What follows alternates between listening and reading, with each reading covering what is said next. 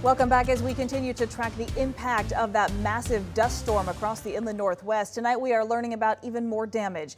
Video shows just how much dust was picked up by those 50 and 60-mile-an-hour wind gusts on the Palouse.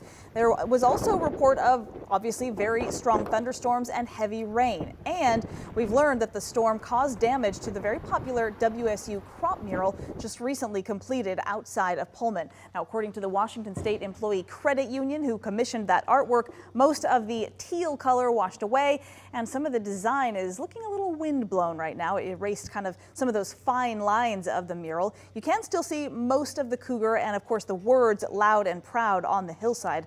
The crop art is not permanent, but there were hopes that it would last until homecoming. So